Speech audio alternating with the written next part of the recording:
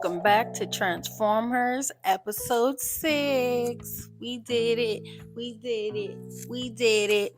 Okay, today's episode is a topic near and dear to my heart. I know it's something many women have experienced and many men, and it's something we cover up, we aren't honest about, and I want to talk about it. So, y'all gonna hear my story. Put some headphones on. I'm gonna talk real soft, real nice, so you can listen to this story, honey. Y'all ready? All right, let's go.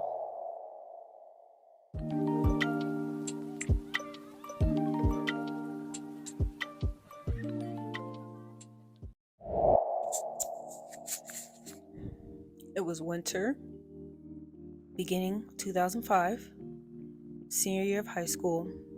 My mind focused on two things: graduating and sex. I was not having as much sex as I would have liked, but I was having more than I should have been at 17, 18 years old. I prided myself in being a hoe. Pulling niggas came easy was the lie I told myself. The truth was, I didn't make it very hard at all for them, I guess. There were boys with hard dicks. I was a girl with a willing pussy. It was that simple. I was kinda cute, but nothing special. Just down to earth and easy. If I wanted you, I made it easy for you. I took my birth control pills regularly, every single day, without fail.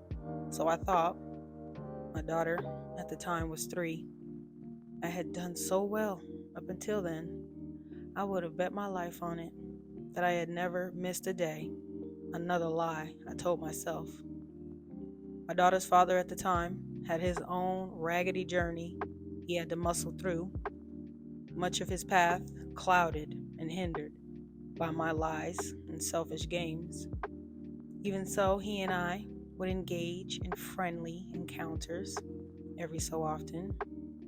I was certain that one of these encounters, which did not come with a side of rubbers, resulted in what felt like another grueling end to my freedom. There I was, pregnant again, 18.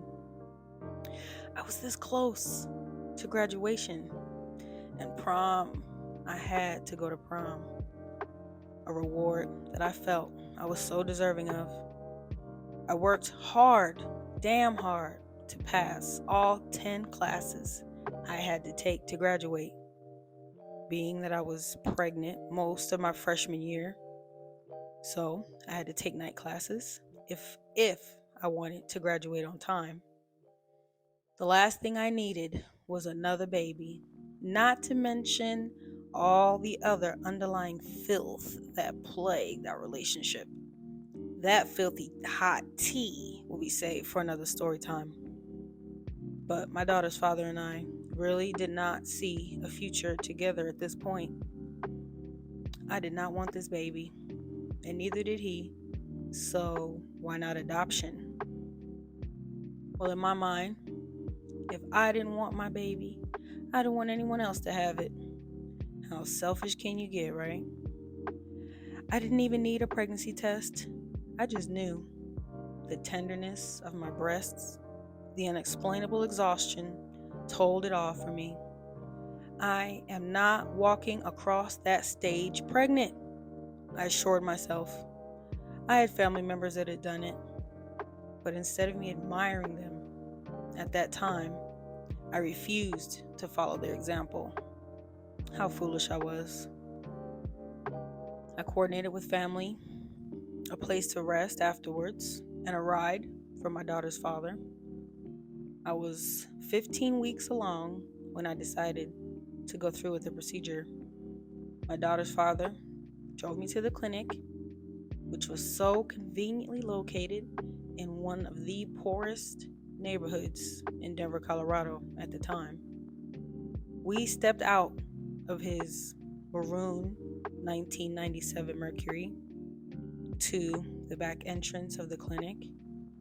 I remember seeing those angry white faces standing on the opposite side of that sheeted fence with their signs, pictures of mutilated babies, and signs that read, "Abortion is murder!" with those same screams following. I saw them, but I didn't see them. We walked into the clinic, and upon entering the building to the exam room was kind of blurry, but I do remember seeing those other girls' faces while I was sitting in the waiting area to be called. All those sad faces waiting to kill the innocent lives that we were all carrying.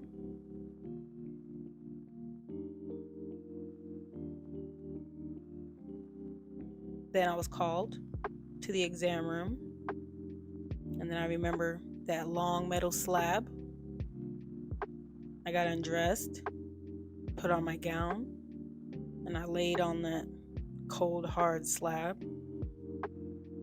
The anesthesia and everything after, it's kind of fuzzy, but there are some things that will stick with me forever.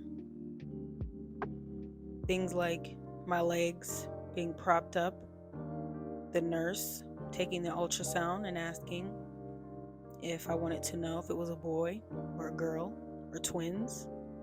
I remember hearing the heartbeat,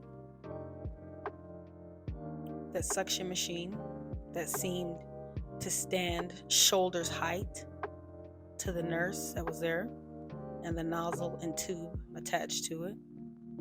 Between that cream colored machine on my right side, that ridiculously bright light hanging over my shivering torso, I was sure I was starring in an episode of The Twilight Zone. I felt no pain when the procedure started, but I heard this noise. A noise that sounded very much like rocks being sucked into a vacuum. And in a moment of lucidness, I thought, I can hear the bones. I fell back into a light unconsciousness and woke up in a reclining chair. It was reclined all the way back, and I looked around and saw maybe 8 or 10 other girls in similar flower embroidered reclining chairs. I dozed back off, finding it very difficult to stay awake. I then remembered being wheelchaired to the back exit and assisted back into the Mercury. He and I drove to the family member's house so that I could rest until the anesthesia wore off. Just a quick fast forward ahead. After murdering my baby, I happily attended prom and graduated on time. But at what cost? The price of a life.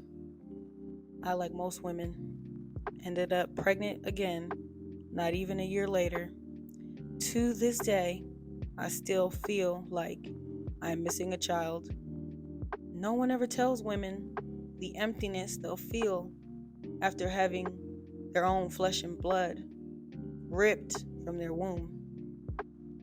After sacrificing a child to the god of convenience, I know better now. I know the truth, and I share it with others. My view of abortion is, if you are going to have abortions, at least be woman enough, man enough to tell it what it is. Killing your children. I have had to ask the Lord for forgiveness and that baby for my selfishness.